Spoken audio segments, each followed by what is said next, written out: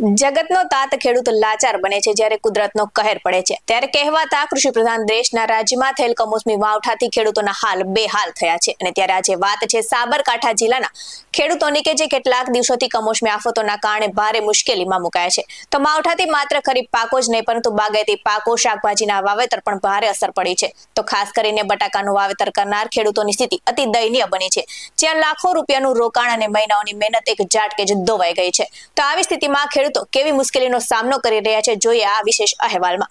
નમસ્કાર દર્શક મિત્રો, BS9 TV ન્યૂઝમાં આપની સાથે હું છું નેહા પટેલ।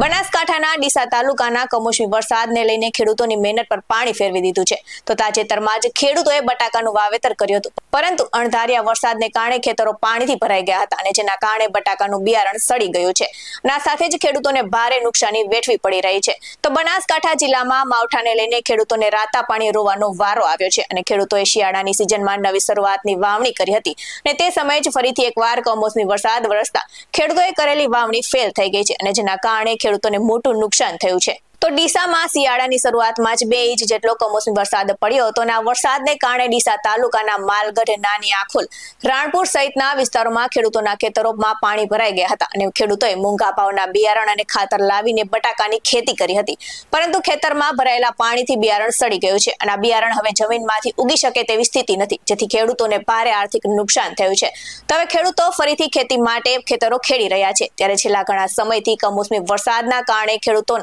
પરેશાન થઈ ગયા છે તો આ વર્ષે પણ શિયાળામાં માવઠું થયું હતું અને સાથે જ ખેડૂતોના પાકોને નુકસાન પહોંચ્યું છે ત્યારે ખેડૂતોએ ઉનાળામાં ખેતીની વાવણી કરી હતી જોકે ઉનાળામાં પણ પાક તૈયાર થયો હતો તે સમયે કમોસમી વરસાદ થયો હતો જેના કારણે ખેડૂતોને મોટું નુકસાન વેઠવાનો વારો આવ્યો હતો તો બીજી તરફ ચોમાસા દરમિયાન પણ ખેડૂતોએ મોટા પાયે ખેતી કરી હતી જોકે ચોમાસામાં પણ ભારે વરસાદ અને પાછળથી થયેલા કમોસમી વરસાદના કારણે ખેડૂતોને નુકસાન વેઠવાનો વારો આવ્યો હતો ના સાથે જ ખેડૂતો પાયમાલ બન્યા છે તો ખેડૂતો વરસાદની અનિયમિતતાના કારણે અવારનવાર પાકનું નુકસાન ભોગવી રહ્યા છે જોકે ખેડૂતોનું કહેવું છે કે હજુ સુધી સરકાર તરફથી પૂરતી સહાય મળી નથી અને તેથી હવે ખેડૂતોએ સરકાર પાસે સર્વે કરી અને નુકસાન મુજબ સહાય આપવાની માંગ કરી રહ્યા છે। ખેડૂતો પાસેથી જ સાંભળીએ તેમની વ્યથા। અમે લગભગ ગણો ને આ 25 વીઘાની ખેતરમાં બટાકાનું વાવેતર કર્યું હતું પરંતુ ભગવાને અચાનક કમોસમી વરસાદના કારણે પાળામાં વરસાદી પાણી ભરાવાથી અમારે હવે બટાકા પણ ઊંઘ્યા નહીં, એક પણ કુક દેખાય છે। આ જગ્યા બટાકા ઉખડ્યા પરંતુ સડેલો માલ નીકળ્યો છે ત્યારે અમારે હવે રાતા પાણીએ રોવાનો વારો આવ્યો છે ને સરકાર શ્રી દ્વારા કોક અમને સહાય પેકેજ જાહેર કરે તેવી નમ્ર વિનંતી છે। આવા મુખ્યમંત્રી ભૂપેન્દ્રભાઈ પટેલ અને નાયબ મુખ્યમંત્રી હર્ષભાઈ સંઘવી ત્યારે ગાંધીનગર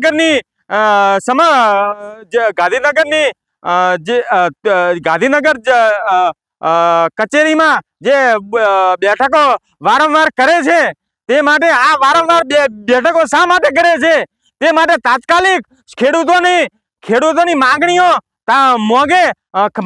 સ્વીકારે તે માટે અમને વિનંતી ને અમે જ્યારે ચૂંટણી થાય છે ત્યારે અમે હોશે મતદાન કરવા જઈએ છીએ ત્યારે હોશે આ સહાય ચૂકવે તો ખેડૂતોને વિનંતી છે ને સરકાર દ્વારા એટલું ગાંધીનગરની તિજોરીમાંથી ને તાત્કાલિક સરકાર ખેડૂતોને ના આપે।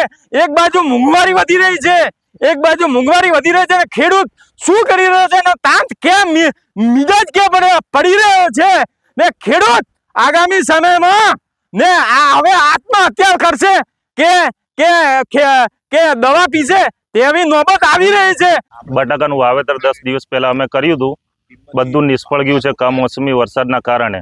કમોસમી વરસાદ એટલો ભયંકર પડ્યો કે આખા ડીસા તાલુકામાં ખૂબ મોટા પાયે નુકસાન છે અને એની પહેલાં ચોમાસામાં અમે મગફળી વાવી હતી, બાજરી વાવી હતી, એમાં પણ વરસાદ પડ્યો હતો એટલે એમાં નુકસાન ખૂબ મોટા પાયે ગયું હતું અને બટાકા પર છેલ્લી આશા હતી, વ્યાજે પૈસા લાવીને લોકો જોડે લાવીને બટાકાનું ખાતર લાવ્યું, બિયારણ લાવ્યું, મોંઘા ભાવનું બિયારણ લીધું હતું અમે પણ આશા હતી, આશા બધી નિષ્ફળ ગઈ છે।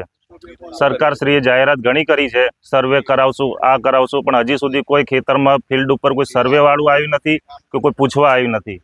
અને બટાકામાં પાણી ભરાયું એટલે તમે શું કર્યું છે? હવે બટાકામાં પાણી ભરાયું એટલે બીજું શું, આપણે કઈ હતું જ નહીં ખેતરમાં, બધા કાપા ગળી ગયા હતા, બટાકા સડી ગયા હતા એટલે ખેડવું પડ્યું બધું. આ ખેડીને આપણે મૂક્યું છે અત્યારે. હવે એ વિચાર કરીએ છીએ શું વાવીએ આપણે. પૈસા વગર ખેડૂત શું કરે?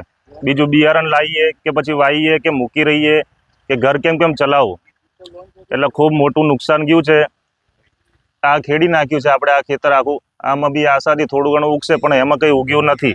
20 વીઘાનું મારે વાવેતર હતું. ખૂબ મોટા પાયે નુકસાન થયું છે અને હવે શું કરીએ એ જ વિચાર કરીએ છીએ. અત્યારે કમોસમ વરસાદ થવાથી બટાકાનું વાવેતર લાંબા પાયે થઈ ગયું હતું અને બટાકા સડી ગયા અને હવે નવેસરથી વાવેતર કરવાનું. હવે બટાકા લાવવાનું, ખાતર લાવવાનું, મોંઘા ભાવનો બિયારણ. હવે ક્યાંથી આટલી જોગવાઈ કરવી? અત્યારે ખેતી કરવી એ ખેડૂતને ખૂબ મુશ્કેલ થઈ ગઈ છે અને અત્યારે કોઈ સર્વે કરવાનો કોઈ આવ્યો નથી.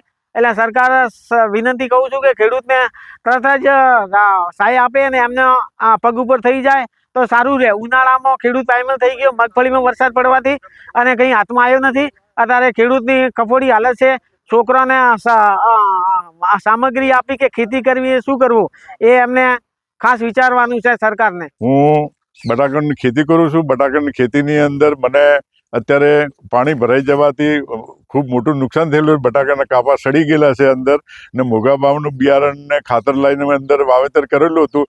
પણ હવે બીજી વખત કોઈ શક્યતા નથી મારી જોડે અત્યારે કે હું બીજો વાવેતર કરી શકું. ને મગફળીની અંદર વાવેતર કરેલું તો એ પણ બધું પાણીની અંદર ડૂબાઈ ગયેલું ને એના અંદર બી નુકસાન થયેલું હતું. ને અત્યારે બટાકાની અંદર પણ મોટું નુકસાન છે. એટલે 8 થી 10 લાખનું નુકસાન છે અત્યારે 10 વીઘાની અંદર. તો હવે બીજી વખત ખેતી કરવી એ બહુ મુશ્કેલ થઈ ગયું છે. તો સરકારશ્રીને મારી વિનંતી છે કે અમને કંઈક સહાય કરે ગરીબ ખેડૂતને. ને બીજા ખેડૂતો બી છે મારે જેવા આજુબાજુના 15-20 ખેડૂતો છે એમને પણ એ રીતની તકલીફ છે. ને અત્યારે એક ટુકડો મેં ખેડી નાખેલો છે ને બીજો ટુકડો અત્યારે ખેડવાની તૈયારી કરતા હતા. અત્યારે મેં 20 થી 25 ખેતર ખેડ્યા છે બટાકાના અને ખેડૂતોને ખેતરમાં બટાકામાં પાણી ભરી ગયેલું છે. આગળ મગફળીમાં બી પાણી ભરી ગયેલું હતું ત્યારે બી મગફળી ખેડી હતી. મેં આટલા ખેતર ખેડ્યા, બીજા ટ્રેક્ટરવાળા બી ખેડ્યા હશે ને એમને બી જે દેખીએ તો ટ્રેક્ટરવાળા બધા ખેડતા હોય. અત્યારે બટાકા બધા સડી ગયા છે. બટાકા સરકાર કોઈ સહાય હાલે ખેડૂતને તો ખેડૂત ઊભો થાય ને તો ખેડૂતને છેવટે આત્મહત્યા કે મારે છૂટકો છે. આવી પરિસ્થિતિ અને બિયારણ મોંઘો, આવી પરિસ્થિતિ ખેડૂતની હાલત ખરાબ થઈ છે. આવા જ વધુ અહેવાલ સાથે ફરી મળતા રહીશું. તમે અમારી YouTube ચેનલને સબસ્ક્રાઇબ કરવાનું અને અમને Facebook અને Instagram પર ફોલો કરવાનું ભૂલશો નહીં. બાકી અવનવી અપડેટ્સ મેળવવા માટે આપ જોતા રહો BS9 TV ન્યૂઝ. નમસ્કાર.